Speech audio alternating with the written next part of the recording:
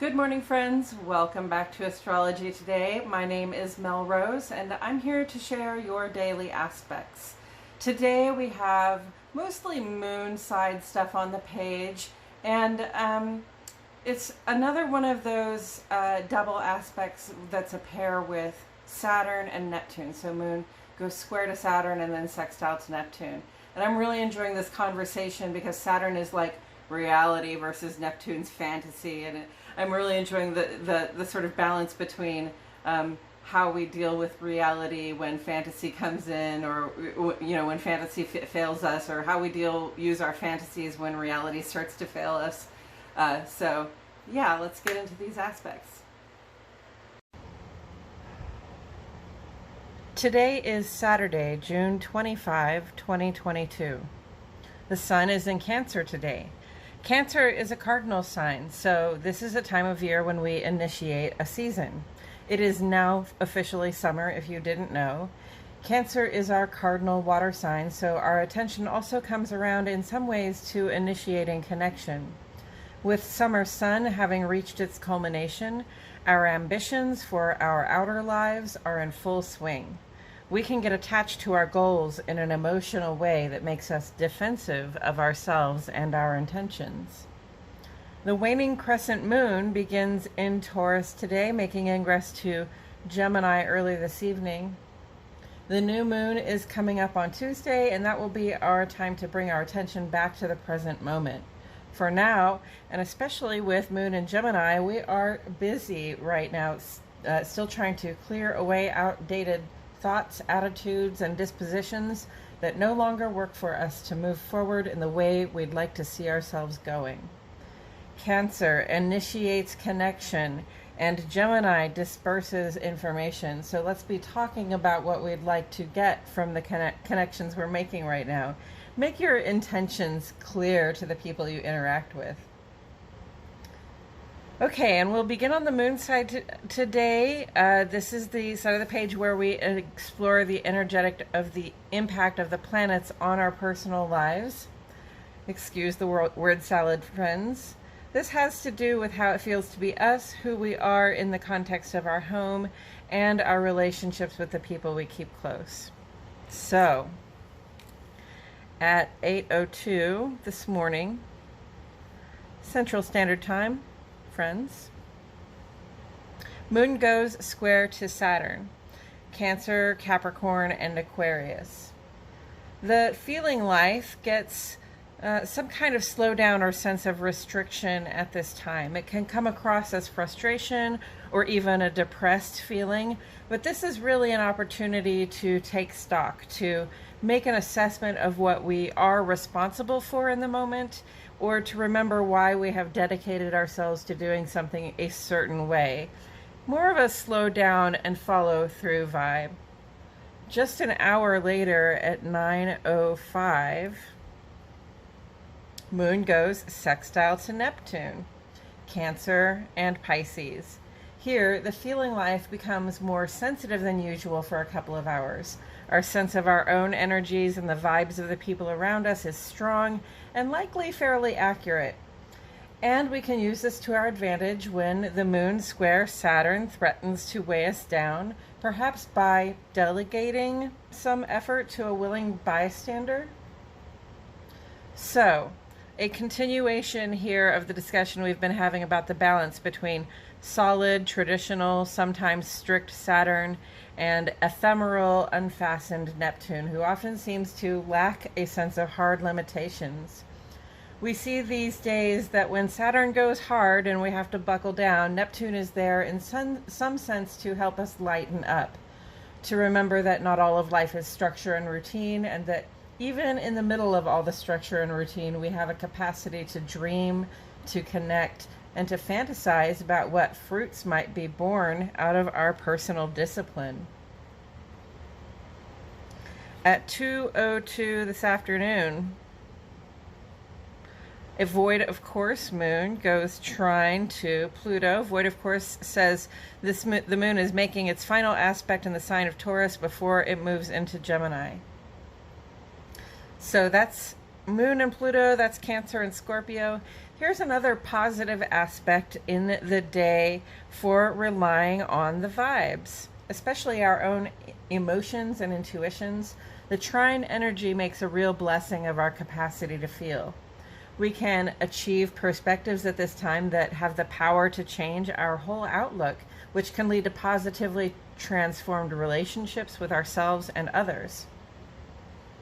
Our void, of course, today lasts about 4 hours.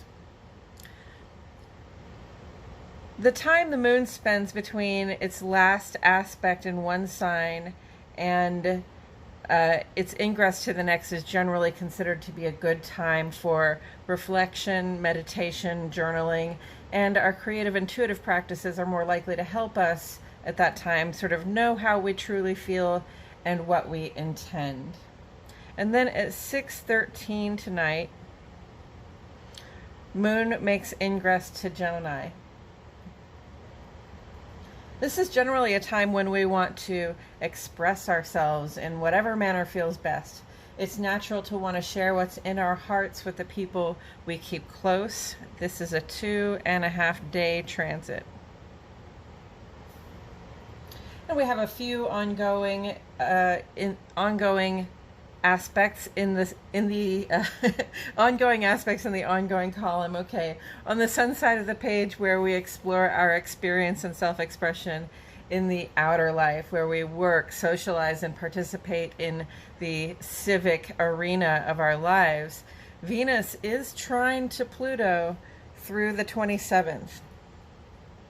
So a couple more days, Taurus, Libra, and Scorpio vibes.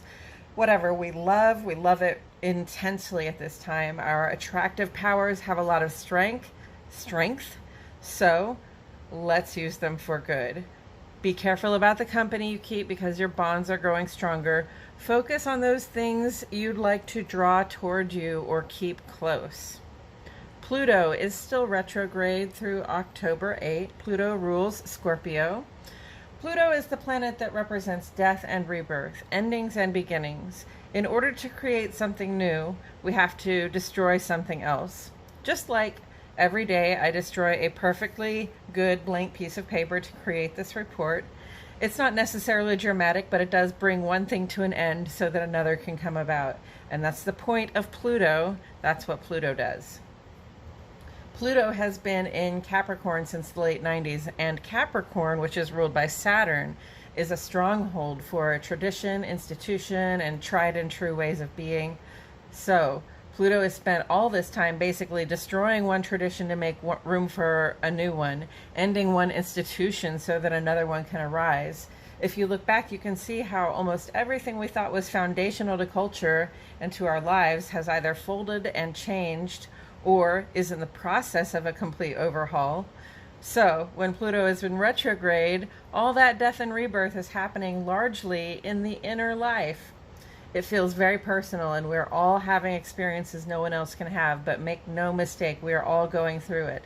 Some part of our being that feels foundational to our experience of the world is being brought to an end, so that a new understanding, new supportive ideas and approaches can arise. We resist these changes at a great deal of risk to our ability to maintain a growth trajectory. So when our fears and insecurities arise, which is often how Pluto retrograde manifests in our behavior, it is important to give them due time and consideration. And Saturn continues to be retrograde through October 22. Saturn rules Capricorn and Aquarius. Saturn as a planet is often expressed as a stern teacher. Saturn gives a shit about our success in the world, specifically in terms of our ability to achieve our goals. But Saturn doesn't give success away, it makes us work for it. It reminds us to be dedicated to the achievements we set out to make. It's there to show us rewards when we do the work in good faith. It's also there to show us our limitations when we stray from both the good faith and the effort. Saturn has been in Aquarius since 2000, asking us to focus on our collective goals. Aquarius seeks to be the rising tide that lifts all boats, and Saturn is there reminding us to put our best foot forward in the effort to help all of us have the support we need. When Saturn is retrograde, that sense of dedication and effort are directed toward the inner life. It does no good to espouse collective strength if we turn around and ignore the way those values are expressed in our personal lives. It would be like advocating to make the whole coastline accessible to the public and then running down to the yacht club for brunch. It would be like ranting on Facebook about police overreach and then calling the cops on someone for walking across your lawn, or searching your kid's room for contraband, or going through your sweetheart's phone to try to catch them as something. Our personal standards have to be up to our public standards. And at this time, whether we realize it or not, our public standards are being expressed and upgraded in terms of our collective support and security. And again, I'm going to say that we ignore the importance of this work at our own risk. When that sense of restriction comes up and we don't like the idea of having our hands voluntarily tied in this way, we will seek to resist, or we'll try to justify our misaligned behavior. But this justification is the opposite of the good faith we espouse, and Saturn, the stern teacher, knows the difference.